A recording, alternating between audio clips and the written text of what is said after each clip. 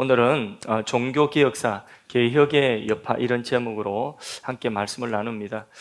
여기 무릇 하나님께로부터 난 자마다 세상을 이긴다 했습니다. 세상을 이기는 승리는 어디 있느냐? 우리의 믿음이라 했습니다. 예수 믿는 믿음, 진리 위에 굳건하게 쓴 이 믿음이 세상을 이기는 것입니다. 우리 믿음의 선진들 초대교회부터 시작하여서 교회사는 이 믿음 가진 자들이 투쟁하고 믿음을 지켜낸 그 역사가 바로 교회사입니다. 그 믿음을 가진 자를 통하여서 하나님께서는 복음을, 생명을 흘러보내서 오늘 그 복음의 물줄기, 생명의 물줄기, 그 구원의 물줄기가 오늘 우리에게 닿아서 우리가 살아난 줄로 믿습니다. 이 물줄기가 이제 또 다른 교회사, 하나님이 이루시는 구원의 역사가 되어서 그 은혜의 강물 되어서 구원의 강물이 되어서 우리를 통하여서 흘러가야 됩니다. 지역으로, 민족으로, 열방으로, 우리의 후대로 흘러가야 되는 줄로 믿습니다. 가까운데 우리 가족으로부터 시작하여서 우리의 이웃들로, 그리고 먼데 있는 자들에게까지 이 구원의 물줄기가, 이 구원의 강물이 흘러가야 되는 줄로 믿습니다. 그것이 또 하나의 교회사가 되어지게 되는 것입니다. 하나님 그것을 우리에게 기대하시고 그 일을 위하여서 이 땅에 우리 천국 바로 데려가지 않고 남겨두신 줄로 믿습니다. 우리 지금 교회사의 17번째 시간, 어째 보면 교회사가 관심이 없는 분들에게는 참 이게 지겨운 시간이 될 수 아니겠나 이렇게 생각되는데, 또 관심 있는 분들에게는 아주 색다른 그런 어떤 이렇게 경험이 될 수도 있겠습니다. 종교 개혁사를 지금 하고 있는데, 종교 개혁사는 마틴 루터와 스위스의 쩌빙글리, 그리고 그 사이에 제세례파라고 하는 그런 또 일단의 개혁자들이 일어났다고 했죠. 그리고 그 제세례파가 잘못된 부분을 바로잡으면서, 그러면서 스위스의 칼빈이라고 한 분이 종교 개혁을 거의 완성하다시피 그렇게 했습니다. 그래서 독일에는 루터파, 개혁 신학이 독일은 루터파가 주로 이제 그렇게 신교로 그렇게 자리를 잡게 되고요. 그리고 스위스는 칼빈, 그러니까 개혁파라고 하죠. 쩌빙글리 칼빈으로 내려오는 그런 칼빈파가 그 개혁파라고 하는 이름으로 그렇게 종교개혁을 스위스에서 그렇게 완성을 했습니다. 그래서 그 종교개혁이 독일과 스위스 이 부분에 대해서는 독일은 루터파, 스위스는 칼빈, 개혁파 이렇게 흘러갔는데, 이 종교개혁이 서구 사회에 다른 중요한 여러 나라들의 구석구석에 흘러갔거든요. 이 구원의 강물이, 이 은혜의 강물이 흘러간 독일과 스위스를 제외한 나머지 나라들, 그 나라들을 오늘 우리가 잠깐씩 살펴보도록 하는데, 그래서 종교개혁의 여파, 지난주에 칼빈의 그 제네바 아카데미에서 유럽 한 나라에서 와서 배우고 개혁자들이 되어서 자기 나라로 돌아가서 종교개혁을 하는 그런 일들이 일어났다고 했죠. 그래서 이제 한 나라씩, 중요한 나라 한 나라씩 보는데, 길게 할 수 없는 게 그 교회사를 공부를 하면서 이걸 내용이 너무 방대한 거예요. 너무 방대해가지고 이 몇백 년의 역사, 또 뭐 100년의 역사, 이런 중요한 그 세계 전체에 일어났던 그런 일들을 그걸 한 3, 40분 안에 또 한 챕터를 만들어서 하려고 하니까, 그 중에서 어떤 사건을 뽑아서 전체 줄거리 이어나갈까 하는 그게 참 고민이에요. 그래서 고민을 한참 많이 하다가 그렇게 뽑고 추린 그런 줄거리입니다. 자, 먼저 프랑스의 종교개혁사를 보는데요. 여러분, 프랑스는 잘 알지 않습니까? 프랑스는 많은 종교개혁자들을 사실 배출해낸 나라입니다. 그 대표적인 종교개혁자 가운데서 존 칼빈, 근데 이제 프랑스식으로는 우리 종씨라고 했죠. 장 깔뱅. 그래서 프랑스식으로 하면 저희 집안 어른이십니다. 장 깔뱅. 이 장깔뱅인데, 또 데오도르 베자라고 하는 이런 분들이 대표적인 종교 개혁자들입니다. 근데 정작 이런 위대한 종교개혁의 거장들을 배출한 나라임에도 불구하고 이 프랑스라고 하는 나라는 로마 카톨릭이 아주 센 나라입니다. 그래서 신교를 엄청나게 박해하는 카톨릭의 선봉이 있는 나라가 로마, 바로 프랑스입니다. 그래서 칼빈도요, 결국은 박해를 피해가지고 스위스로 망명을 하게 된 것이거든요. 그래서 망명해서 1536년에 기독교 강요라고 하는 책을 출판을 하게 되고, 이 기독교 강요가 기독교의 신교, 개신교의 아주 요체가 되는 그런 핵심되는 진리를 담고 있거든요. 그래서 이게 급속도로 퍼져나가 베스트셀러가 되고 엄청난 영향력을 미치게 되는데, 이 책의 서문에 보면 이 책을 기록한 목적이 있습니다. 그 목적이 뭐냐면 프랑스의 왕인 프랑스와 1세에게 이 책을 헌정하는, 그런 이 책을 당신에게 헌정합니다 하고 그렇게 쓴 책이 기독교 강요예요. 프랑스 왕에게 카톨릭의 선봉에 있고 신교를 박해하는 그 프랑스와 1세에게 책을 헌정하네요. 거기에 서문에 뭐라고 했냐 하면, 개혁자들에게, 이 개혁신학을 받아들이는, 그 신교를 받아들이는 당신의 영토에 있는 그 백성들에게 종교적인 관용을 베풀어 달라, 그걸 이야기하면서 카톨릭과 다른 바른 진리가 무엇인가, 그것을 이제 개혁신학을 변론하는 그 책이 바로 기독교 강요이거든요. 그래, 이에 프랑스의 개신교들은 루트파가 아니라 누구 영향 많이 받았겠습니까? 그렇죠. 프랑스의 종교개혁은 칼빈의 영향을 많이 받게 된 것입니다. 그래서 프랑스에서 개신교 신앙을 받아들인 사람, 이 칼빈주의자들을 뭐라고 하느냐면 위거노라고 하는 말 들어보셨어요? 예, 위거노라고 그렇게 부르는 것입니다. 위거노는 무슨 뜻이냐면 맹세로 맺어진 사람들이다. 그러니까 맹세로 맺어졌다는 이 말은 정말 우리가 어떤 박해가 있다 할지라도 맹세, 하나님 앞 이 신앙을 우리가 지켜나갈 것을 맹세하자, 그렇게 맺어진 그 사람들, 그걸 위거노다. 그렇게 이제 칼빈주의 신학, 그러니까 개신교 신앙을 목숨 걸고 지키겠다는 그런 뜻입니다. 위거노는 자랑스러운 신앙의 이름이고 별명입니다.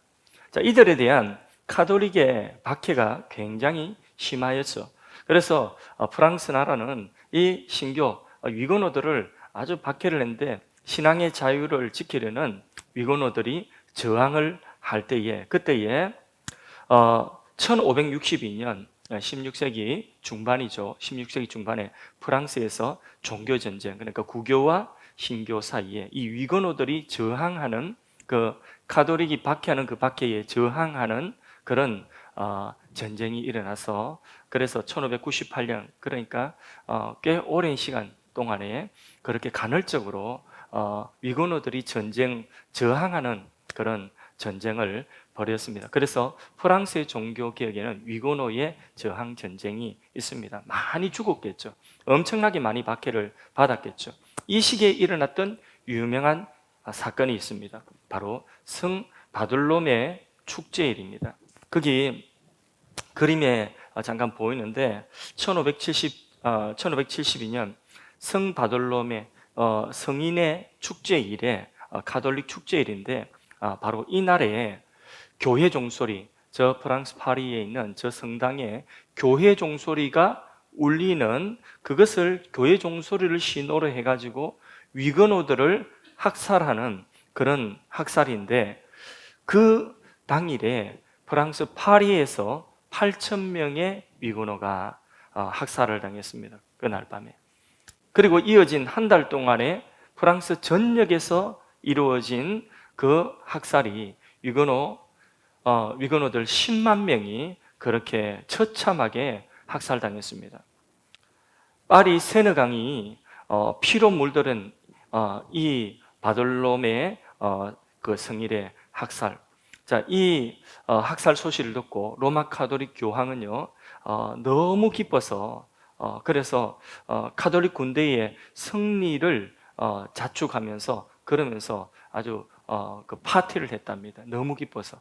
예. 그런데 많은 사람들이 죽은 이 성 바돌로메 학살의 배경이 있습니다. 그래서 지금도 프랑스의 위거노들 그 후예들은요, 그 교회의 종소리 울리면, 그러면 그 트라우마라고 있지 않습니까? 트라우마. 그 베드로가 예수님 배반할 때 다구름 소리. 그래서 전성에 의하면 베드로는 다구름 소리만 나면 울며 통곡했다고 하지 않습니까? 그죠? 닭 울음소리가 트라우마. 교회 종소리. 그래서 위건호들은요, 교회 종을 다 떼버렸답니다. 그렇게 이제, 그게 깊은 상처로 남은 거죠. 그런데 이 사건이 일어난 배경이 있습니다. 아까 그 사진 한번 다시 보십시오. 예, 사진 보시면 여기 성 바돌렘의 그 학살의 현장인데 막 아기 임산부의 배를 가르고 할 때는 엄청 잔인한 짓들을 많이 했습니다. 그리고 그 다음 사진 한번 보겠습니다. 여기 앙리 사세라고 하는 요 사람이요. 요 나라에 사실 이제 그 배경이 되는 이야기를 잠깐 하면 이탈리아 메디치 가문에서 프랑스로 시집 온 까뜨리느라고 하는 사람이 있습니다. 공주가 있는데 이 여왕으로 시집 와가지고 이 사람이 아기를 낳아 자기 아들들을 프랑스 왕으로 세우고자 하는 그런 이제 권력 다툼이 있는데 그 권력 다툼 가운데서 이제 자기의 정적이 되는 그 사람이 위건호인 거예요. 자기 정적이 되는 사람이 위건호이기 때문에 그 위건호들을 죽이기 위해서 하만이 계계를 세운 것처럼 날을 정하는데 요 바돌롬의 생일에 그 축제를 날로 정하는데 그날에 자기 딸을 결혼을 시키는데 그 결혼식에 그 앙리 사세 아까 그 사진 봤죠? 그 앙리 사세 그 사람 자기 사위예요.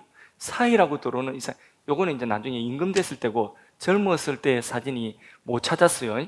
그런 줄 아시고 이 앙리 사세가 자기 사위인데 결혼식 축제에 이 위건호들이 이제 이 자기 사위 될 사람이 위건호거든요. 그러니까 위건호들 지도자들이 다 모이도록 한 거예요. 그래서 다 모이면 위건호 지도자들을 학살하기 위해서 그렇게 이 메디치 가문의 이 까드리느라고 하는 이 여왕이 이 왕비가 괴계를 꾸민 거죠. 하만의 괴계처럼. 그래가지고 학살이 일어난 거죠. 그리고 자기 사위를 억류했습니다. 억류시키고 3년 동안에 구금을 해놨어요. 근데 이 사람은 위건호거든요. 근데 이제 결국은 3년 만에 탈출합니다. 탈출해가지고 어떻게 해가지고 뭐 그 사정은 복잡하지만 마지막에 다시 이제 왕위를 바로 이 사람이 앙리 사세가 프랑스 왕위를 받게 됩니다. 근데 왕이 될 이제 그 시간에 이 프랑스는 카톨릭이 강하다고 했죠. 그래서 교황이 대관식을 허락을 안 해주는 거죠. 그러니까 개신교 위건호는 프랑스 왕이 될 수 없다는 거죠. 그래서 이 앙리 사세가 천주교로 그런 구교로 다시 개종을 합니다. 개종을 하고 그리고 나서 왕이 되고 나서 그가 한 일이 뭐냐면 낭트 칙령이라고 하는 중요한 칙령을 발표합니다. 이 칙령의 내용이 뭐냐면 바로 프랑스 내에서 위건호들이 자유롭게 예배드릴 수 있는 자유를 주는 칙령입니다. 예. 그래서 결국은 앙리 사세가 이 프랑스의 카톨릭 세력이 워낙 강하니까 암살당합니다. 낭트 칙령을 발표하고 난 이후에도. 그래서 이제 세월이 흐르고 난 이후에 앙리 사세의 손자가 루이 14세라고 하는 사람인데 이 사람이 왕이 되고 난 이후에 자기 할아버지가 발표했던 낭트 칙령을 무효화시킵니다. 그리고 다시 카톨릭으로 그 안에 위건호들이 예배드리지 못하게 하는 거죠. 그러면서 루이 14세가 왕권 신수설, 짐이 곧 국가다 이러면서 전제 왕권을 주장하면서 할아버지가 제정한 낭트 칙령 그거 다 무효화시키고 다시 위건호들을 박해야 하는데 위건호들의 선택은 두 가지. 그 프랑스에 남아 있으려고 하면 그러면 카톨릭으로 개종하든지 아니면 박해받고 순교하든지 그렇게 해야 되고 그 선택이 아니고서는 이제는 그 나라를 떠나야 돼요. 뭐 오늘처럼 우리가 쉽게 뭐 이렇게 움직일 수 있는 게 아니에요. 그 당시에는 몇백 년 동안에 집안 대대로 그 지역에 살았거든요. 그런데 떠난다는 것은 이것은 상상할 수 없는 일인데 그런데 해외로 망명을 할 수밖에 없는 위건호들은 그래서 100만 명 가까운 위건호가 신앙의 자유를 찾아서 유럽과 아프리카와 그리고 북미, 미국 대륙, 아메리카 대륙으로 그렇게 떠났습니다. 그래서 지금까지도 프랑스는 개신교보다는 카톨릭의 흔적이 훨씬 더 많습니다. 그래서 카톨릭에는 위건호들의 그런 저항이 있었다. 그러나 그 카톨릭의 그 아성을 다 넘어서지는 못하고 카톨릭은 여전히 구교의 세례가에 있게 되었다 하는 그것이고요. 그게 프랑스 이야기입니다. 그 다음에 이제 네덜란드 이야기인데, 네덜란드의 종교개혁, 프랑스의 종교개혁은요, 정치적인 그 영향에 밀려가지고 결국은 성공을 못했죠, 종교개혁이. 그런데 네덜란드의 종교개혁은 오히려 정치적인 어떤 열망과 이 종교개혁이 하나로 연합을 하면서 종교개혁을 이루어내었어요. 처음에는 루트파의 영향을 받아서 종교개혁을 시작을 했는데, 네덜란드는 칼빈주의의 개혁파로 마무리되면서 강력한 칼빈주의 개신교 국가가 된 나라가 네덜란드입니다.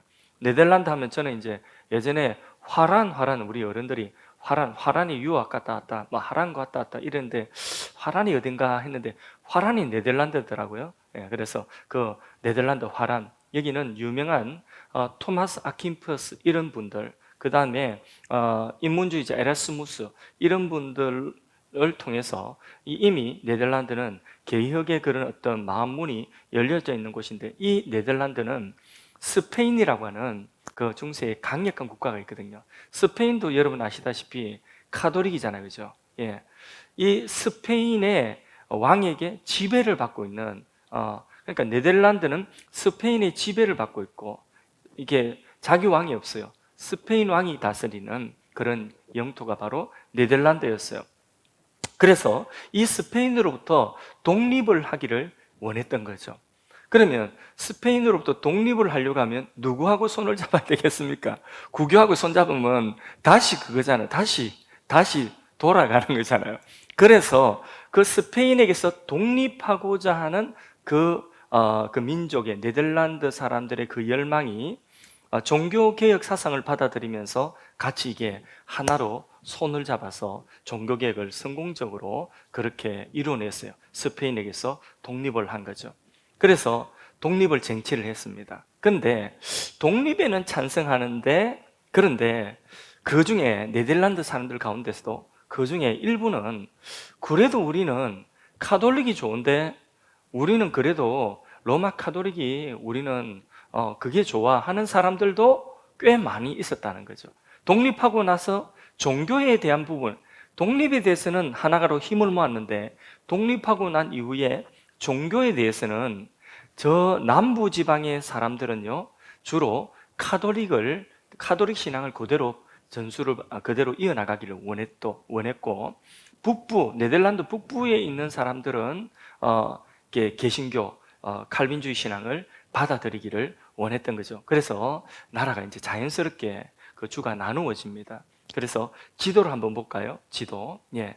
저 지도를 보면 저기에 위에 있는 저 부분이 네덜란드예요. 북부 지역이 바로 개혁 신학을 받아들인, 칼빈주의 신학을 받아들인 오늘날 네덜란드.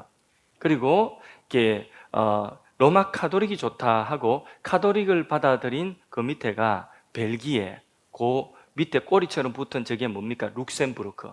예, 그 밑에가 프랑스고 그 옆이 독일이고, 예, 저기 유럽 지도입니다. 아시겠죠? 그래서 원래 네덜란드랑 민족은 하나였는데, 스페인에게서 독립할 때까지 하나였는데, 구교와 신교를 받아들이는 입장 차이 때문에 위쪽 지방은 지금 현재의 네덜란드로, 화란으로 개혁주의 신학을 그렇게 받아들였고요. 그 다음에 남쪽으로는 지금 우리가 잘 아는 벨기에와 룩셈부르크가 로마 카톨릭의 신앙을 받아서 그렇게 나라가 셋으로 이렇게 분리되어지게 된 그런 역사가 요래 되는 것이죠. 자, 이렇게 해서 네덜란드는 칼빈주의 장로교를 따르는 기독교 국가로 자리를 잡게 된 것입니다.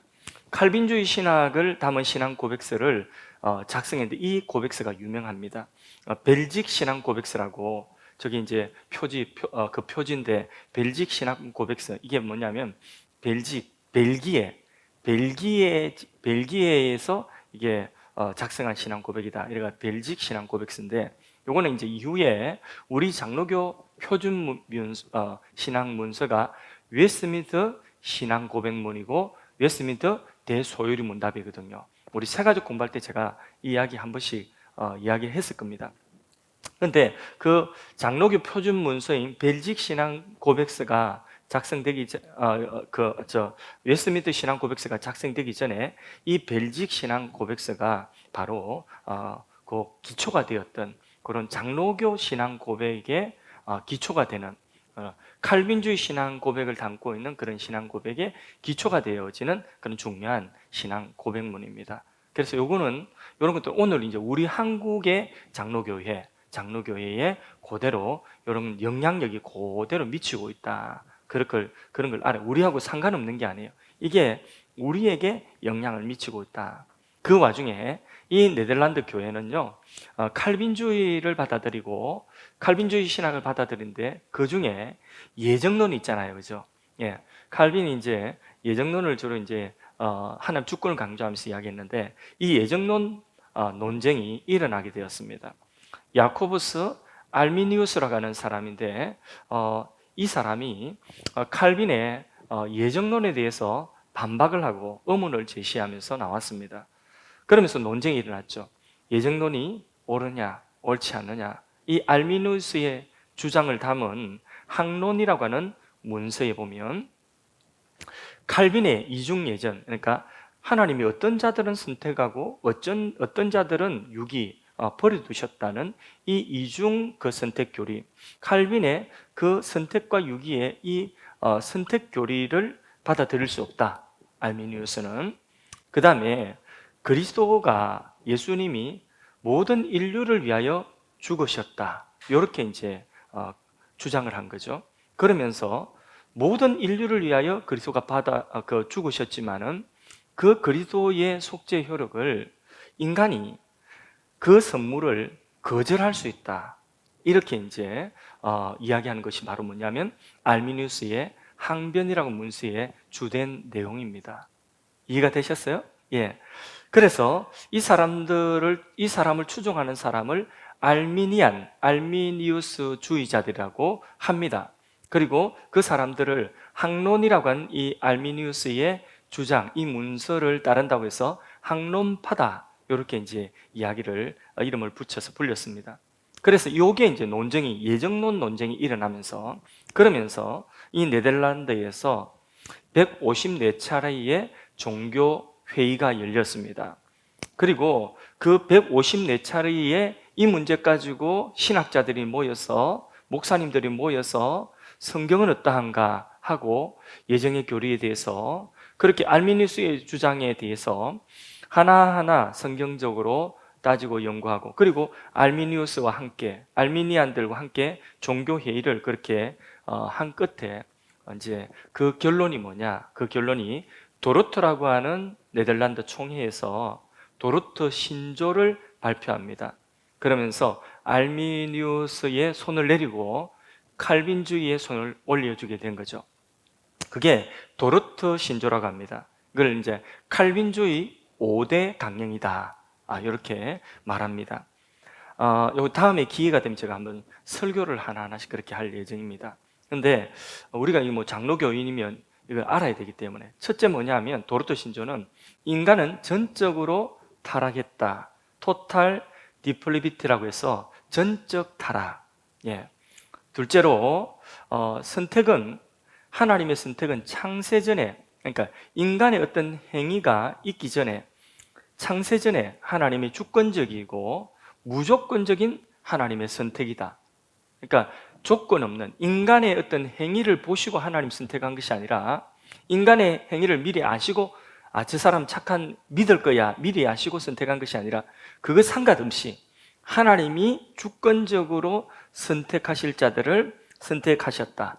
조건 없는 인간의 행위와 상관 조건 없는 그래서 무조건적인 선택 unconditional election이라고 해가지고 그래서 무조건적인 하나님의 선택. 그 다음에 셋째가 뭐냐면 예수님이 십자가에서 피 흘려 대속하신 대속은 모든 만민을 위한 대속이 아니다. 모든 인류를 위한 대속이 아니라 선택된 자들을 위한 제한적인 대속이다. 그래서 만민구원론이 아니에요. 그러니까 선택된 자들, 이게 예정론이죠. 그래서 제한적인 대속이다. Limited Atonement라고 해서 Limited Atonement, 제한적인 속죄 이것을 이야기하고요. 그 다음에 마지막 또 네 번째가 이 하나님의 은혜, 선택된 자들에게 주어진 하나님의 은혜를 인간이 거부할 수 없다. 알미니우스는 거부할 수 있다고 했죠. 예수님 모든 만민을 위하여 죽었고, 그러나 그것을 인간이 거부할 수 있다. 그래서 구원의 주도권은 결국 누구에게 있는 거죠? 받아들이는 자에게 구원의 주권이 달려 있는 거죠. 근데 아니다. 인간이 거부할 수 없다. 그래서 irresistible 그 그레이스, 그러니까 항거할 수 없는 불가항력적인 그런 그레이스, 은혜이다. 불가항력적인 은혜다. 마지막 5번째로 하나님은 믿는 성도들을 견고하게 하고 인내하게 하신다. 하나님 나라 갈 때까지 하나님 그걸 도우신다. 그래서 성도의 견인교리, perseverance of the saints 해가지고 성도의 견인이다. 그래서 이 머리 글자, 영어로 머리 글자를 따가지고요, TULIP 해가지고 튤립이다, 튤립. 그래서 네덜란드 튤립 교리다. 이래서 칼빈주의 5대 강령을 튤립 교리다 해가지고 이 네덜란드의 도르트 문서, 이것을 표준 문서로 채택해가지고, 이게 이 5가지 강령이 뭐냐? 장로교회, 오늘 우리 장로교회의 기본 교리가 되었다. 여기에 대해서 좀 설명이 좀 이제 필요할 텐데 이후에 꼭 제가 설교하겠습니다. 기대하십시오. 개봉박두. 예. 이렇게 해서 네덜란드의 그 장로교회가 오늘 우리 장로교회의 요 교리가 그대로 우리에게 전수되었다는 거 기억하시고, 우리하고 상관없는 어디 네덜란드 화란 이야기를 합니까? 그게 아니라 이 우리 이야기예요. 우리에게 이게 내려왔다는 거예요. 예. 그리고 세 번째로는 영국 교회의 종교개혁을 잠깐 보면요, 영국의 종교개혁은요 헨리 8세라고 하는 인물에 의해서 주도되었습니다. 헨리 8세는 요 사람이에요. 요 사람인데 나는 개신교 교리가 진리라고 믿는다. 나는 성경대로 믿기로 작정했다. 또 고로 나는 가톨릭에 저항할 것이다. 가 아니라 그게 아니라는 거예요. 그게 아니라 헨리 8세가 종교개혁을 한 이유는 진리가 여기 있기 때문에 나는 진리를 따라서 나는 이 개혁신학을 받아들이고 가톨릭에 저항한다. 이게 아니라 이 헨리 8세가 외치는 외침은 뭐냐? 나는 사랑을 찾아간다. 놓아라. 내 앞길을 막는 자는 누구든 교황이든 다 필요 없다. 비켜라. 이거예요.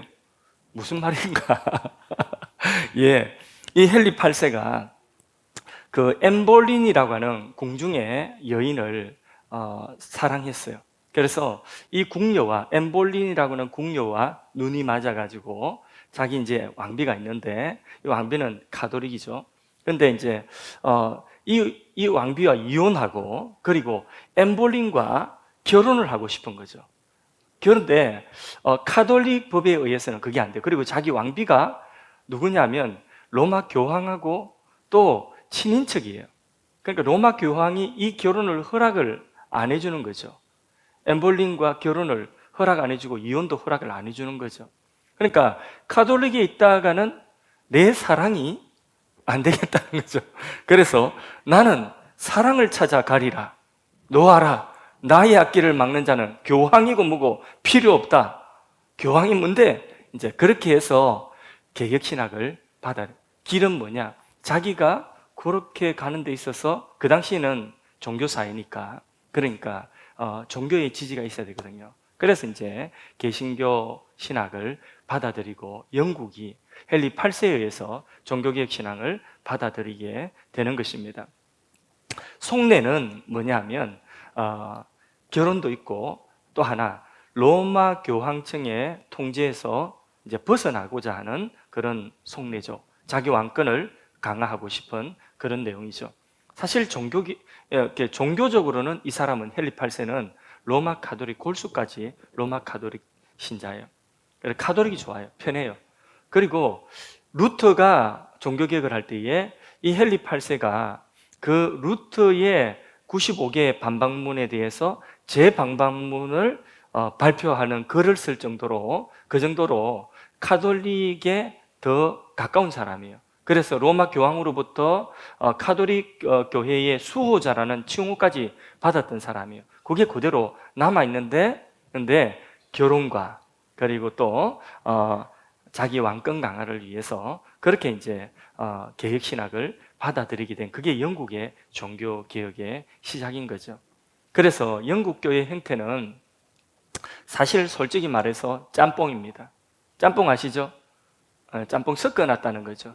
로마 카톨릭의 예전이 그게 더 좋아요. 자기는 그대로 다 가지고 오고 어쩔 수 없이 개신교의 힘을 빌었으니까 신교의 교리를 일부 수용하고, 그리고 제일 중요한 거, 교회의 머리는 내가 돼야 되겠다. 그래서 수장령을 발표한 거죠.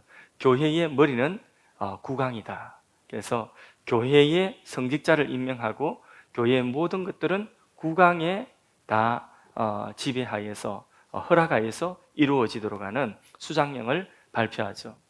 그래서요, 짬뽕된 그런 이제 형태가 바로 영국 교회가 받아들인 신교의 형태입니다.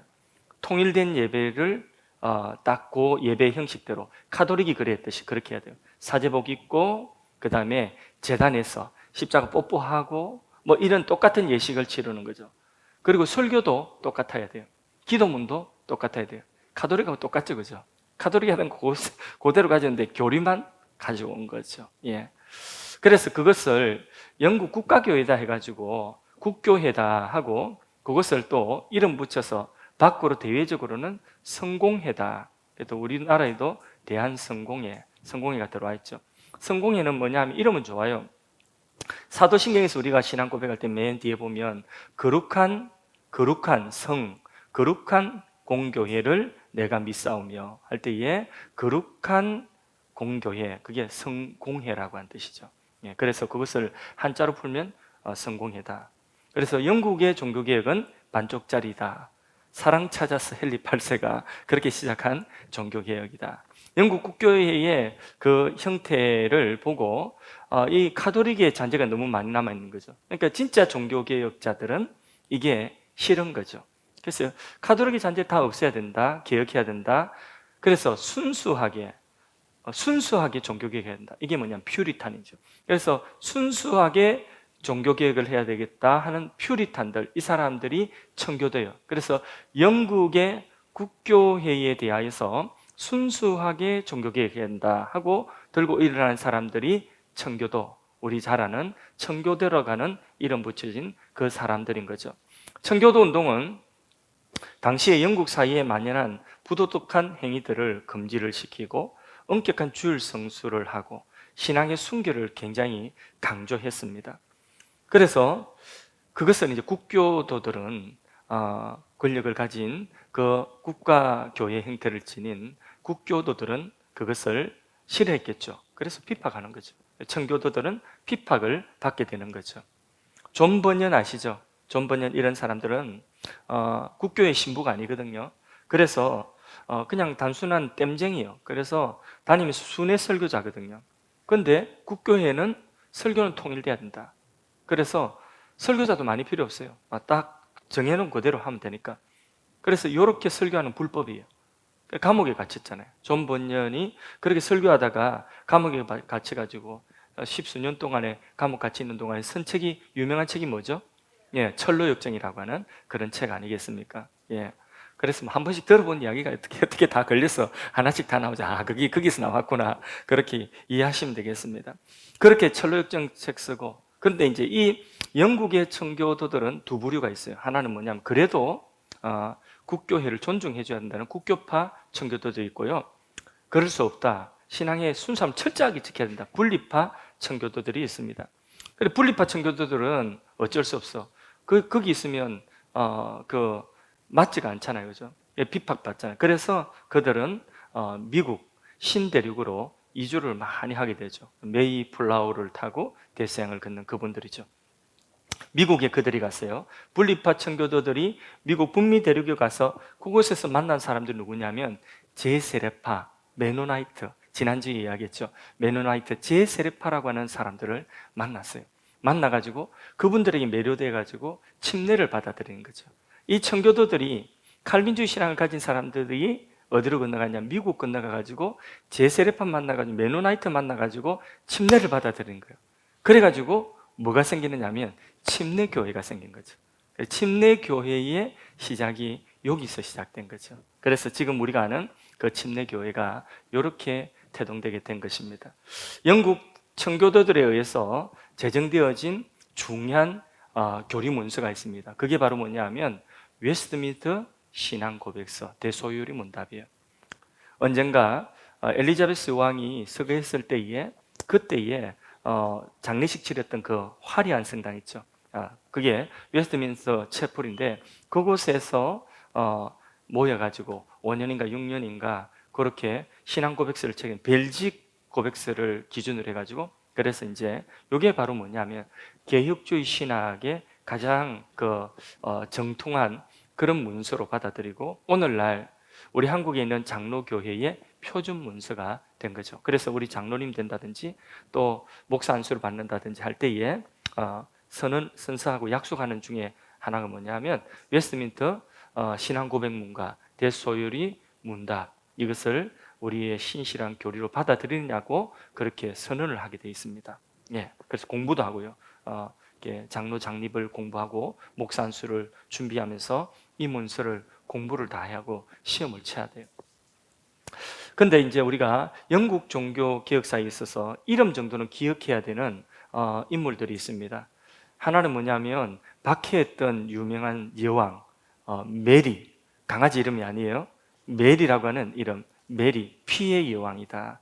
가톨릭 신자를 엄청나게 가톨릭 신자로서 개신교를 박해했던 메리. 예. 그래서 이 메리는 피의 여왕. 또 하나 그의 이복 동생 그렇습니다. 엘리자베스 여왕입니다.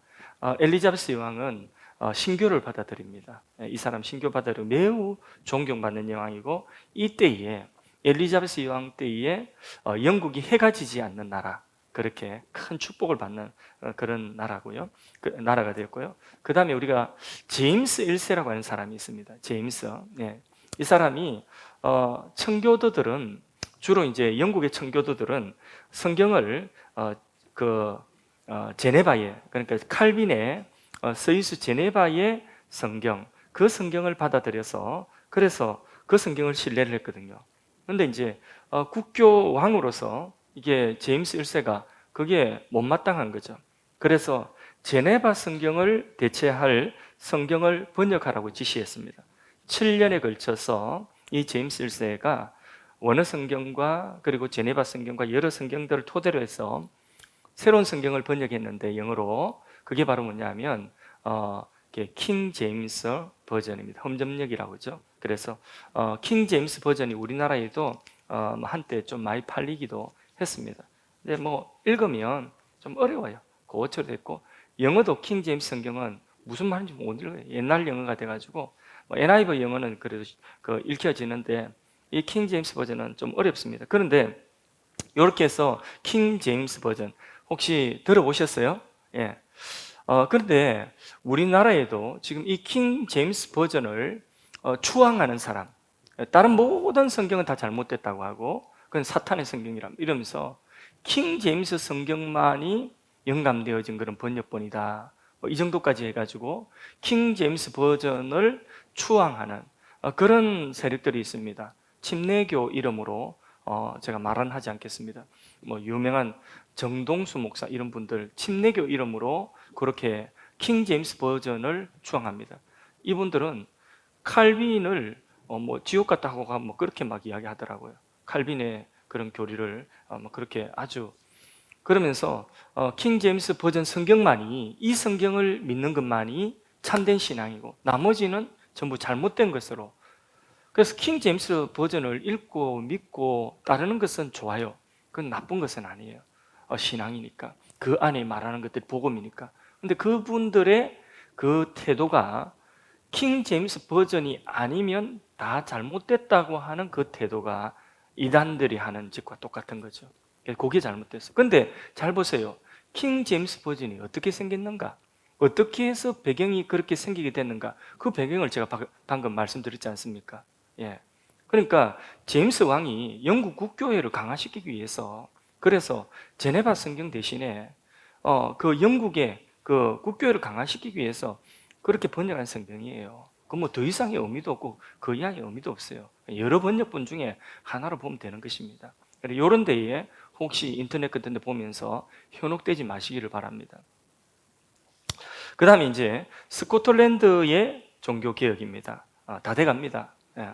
스코틀랜드의 종교, 저는 뭐 나름대로 엄청 줄이고 엄청 뽑았습니다. 예. 이만큼 많은 분량을 이만큼 하려고 하면 책을 제가 이만큼 읽어야 됩니다. 근데 그 중에 이만큼만 뽑았습니다.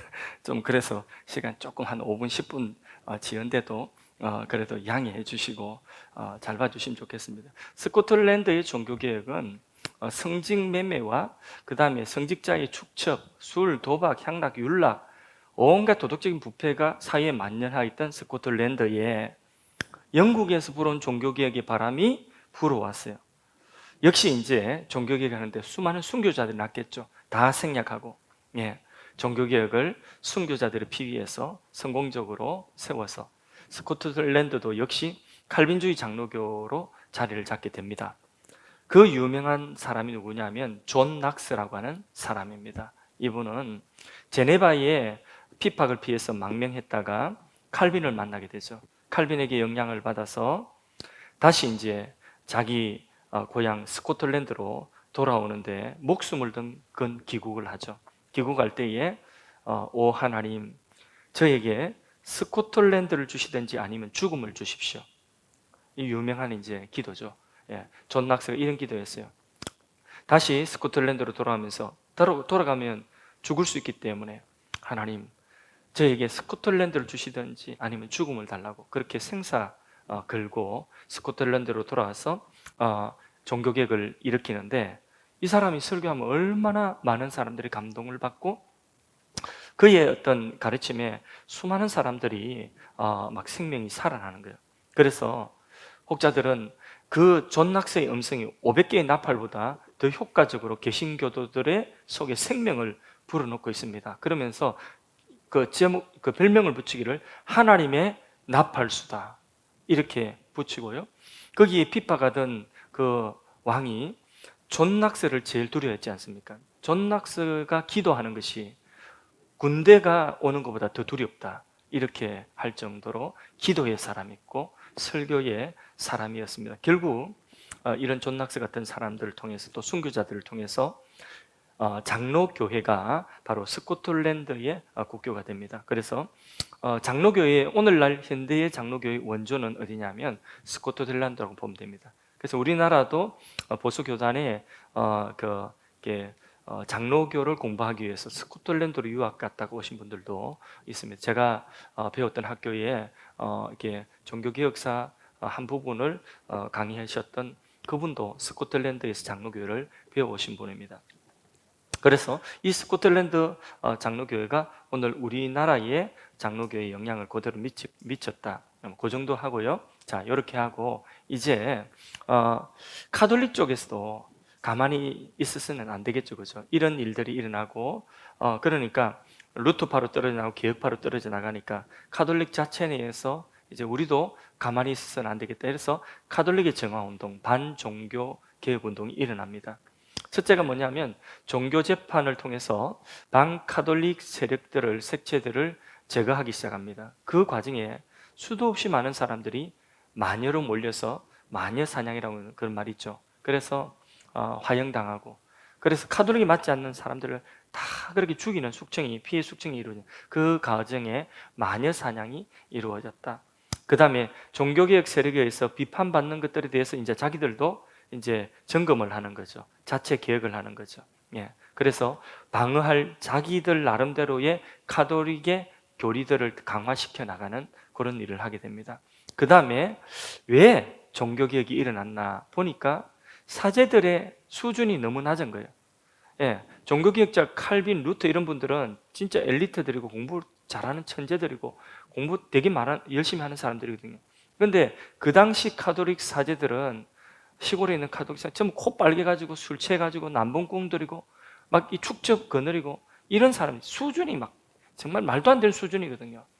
깡패 양아치 수준이에요. 동네 깡패 양아치 수준. 그러니까 이 상대가 안 되는 거죠. 그 백성들이 누구 따라가겠어요? 어떤 사람을 신뢰하겠습니까? 개혁자들을 신뢰하죠. 깨끗하고 하니까. 그러니까 사제들을 이래 두면 안 된다. 사제들의 질을 높여야 된다 가지고 교육을 그때부터 카톨릭 신학을 발전시켜서 교육을 발전시킵니다. 그 다음에 이제 그들이 한 것이 뭐냐 하면 카톨릭 신학을 우리가 적극적으로 이제는 우리가 이제 선포하고 전하자 이렇게 된 거죠.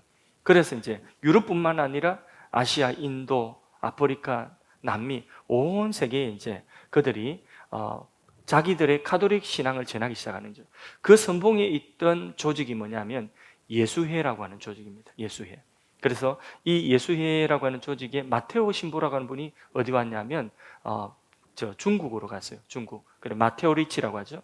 그래서 그 사람이 중국에 가가지고 천주실록인가 그런 책도 기록하고요.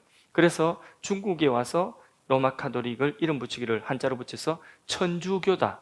그래서 우리나라도 이제 로마 카톨릭이다 하지 않고 중국 그걸 따라서 천주교다 이렇게 이름 붙이지 않습니까? 우리나라도 왔죠, 그죠? 우리나라 와가지고 정약용이나 이런 분들을 다 카톨릭 신앙을 받아들였잖아요, 그죠? 그래서 이제 유배당하기도 하고 그렇게 이 카톨릭 신앙이 와서 우리나라에 서강대학교 이런 또 대학을 세우기도 했습니다. 예, 카톨릭 진영이 이렇게 이제 반 종교 자기들 나름대로의 어떤 이제 지킬 것을 지키도록 노력을 하고요. 자, 이렇게 해서 맨 마지막에 이제는 정리하겠습니다. 자, 종교 개혁이 어떻게 이제 마무리되느냐? 예, 루터의 95개 반박문을 비텐베르그 성문에 붙이면서 그때가 언제냐면 종교 개혁이 불씨가 점화가 된 때가 1517년이거든요. 그러고 난 이후에 한 100년 정도 지난 이후에 독일에서 마지막 이제 30년 전쟁 일어납니다. 개신교 연합과 카톨릭 연합이 서구에 있는 유럽의 나라들이 개신교 국가들과 카톨릭 국가들이 서로 이제 전쟁을 하는데 전쟁터가 어디냐? 독일입니다. 30년 전쟁터가 됐다 해보십시오. 사람 다 죽고 폐허가 되죠. 독일이 완전히 폐허가 돼요. 그래서 독일이 유럽의 나라들 가운데서 맨 마지막까지 그렇게 발전되는데 한참을 걸렸습니다. 그러면서 인구의 3분의 1이 죽고 그리고 폐허가 되고 그러는 동안에 100년 정도 종교 전쟁을 치르면서 마지막 이제 마치는 그 종교 전쟁을 마치는 것이 베스트 팔렌 조약이라고 하는 조약입니다. 여기 이제 구교와 신교가 이제 서로의 더 이상 싸우지 말고 서로의 신앙을 그렇게 상호 존중해 주자 이러면서 이제 종교 개혁사가 마무리되고 현대 교회사로 넘어가게 됩니다. 여러분 100년 동안에 종교 전쟁하면서 사람들이 뭘 느꼈을까요? 예, 사람이 이렇게 많이 죽고 하는데 종교라고 하는 이름으로 많은 사람들이 이렇게 죽고 하는 것을 보면서 무지한 사람들도 아는 거죠. 종교가 인간에게 답이 돼야 되는데 이거 너무 많은 사람들이 있고 너무 많은 사람들이 이렇게 잔인해지고 이게 종교가 답이 아니구나. 그러면 종교 대신 다른 답을 찾아야 되겠다 하는 것이 바로 뭐냐? 계몽주의 운동. 그래서 종교가 아니라 인간의 이성, 예, 우리 인간의 이성, 종교 때문에 어두워졌다. 그러니까 계몽주의 운동은 인라이트먼트거든요. 그러니까 인간의 이성으로 다시 빛을 밝혀라. 그게 계몽주의거든요. 그래서 이제 계몽주의 운동으로 자연스럽게 근현대로 이제 시대가 넘어가게 되는 것입니다. 자, 여기까지 했고요. 자, 이제 우리 여기서 교훈을 좀 한번 받고 그 교훈 붙들고 우리 기도했으면 좋겠습니다. 먼저 이 100년 이상 되는 종교 전쟁 아픈 과거죠. 그러나 그런 투쟁이 역사 속에 있었기 때문에 오늘 우리에게 진리가 전파되어졌고 그 신앙을 우리가 지켜내기 위해서 순교하고 수많은 사람들이 망명 떠나고 떠돌이 생활하고 이런 것들을 통해서 우리에게 신앙이 왔다. 바른 신학이 왔다 하는 것을 우리가 잊어서는 안 되겠습니다. 그래서 그때 왜 그렇게 막 전쟁하느라고 그랬냐 이게 아니라 그때는 그것이 또 그 시대에는 신앙을 지키고자 하는 자들의 투쟁이었습니다. 그래서 그 신앙이 우리에게 왔는데 우리에게 온 이 신앙과 우리 이 교리를 우리는 너무 쉽게 생각하면 안 되는 것입니다. 그래서 취미보다도 뭐 취미 하나 바꾸는 것보다 쉽게 그렇게 생각하는데 그렇지 않습니다. 그래서 우리가 우리의 신앙을 잘 지켜나가고 이 자유, 신앙의 자유가 주어지기까지 얼마나 많은 사람들이 희생을 하고 피를 흘렸는가, 그걸 생각하면서 그 신앙과 자유를 우리가 소중히 여기고자 하는 그런 다짐을 했으면 좋겠습니다. 내게 주어진 이 신앙이 당연한 것이 아니라 수많은 사람들이 피 흘려서 전쟁해서 그렇게 지켜온 것이라 하는 것을 꼭 기억하시고, 우리 신앙 너무 가볍게 생각하지 마십시오.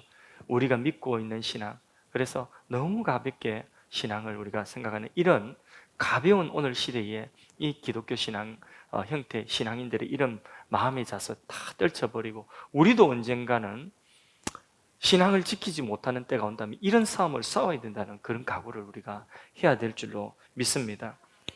두 번째로, 지금 우리는 이제 이 신앙 지키는데 혈과 육의 전쟁이 아니죠. 이제 우리는 받은 바 이 신앙, 바른 신학을 우리가 지켜내느냐의 싸움이죠. 영적인 싸움이에요. 이제는 이것을 우리가 그대로 살아내느냐 하는 싸움이고, 또 하나, 이것을 우리에게 유업으로 준 것처럼 우리도 이제는 우리 후대에 이 신앙을 계승할 사명이 우리에게 주어진 것입니다. 그래서 카톨릭과 싸우면서 신앙 고백문을 작성하고, 그리고 요리문답을 작성하고, 그것을 가르치고 전수하여서 오늘 우리에게 온 것처럼 우리도 우리의 신앙과 우리의 바른 교리를 잘 배우고 우리가 순수한 그 신앙을 지켜나갈 뿐만 아니라 우리의 교리와 이 신앙을 우리의 후대들, 우리 자녀 세대들에게 계승하는 사명이 우리에게 있다. 그래서 하나님의 이 구원의 물줄기가 이 강물이 되어서 우리를 통하여 흘러가야 된다는 이 사실을 우리가 꼭 붙들고 승리하기를 주의 이름 축복합니다.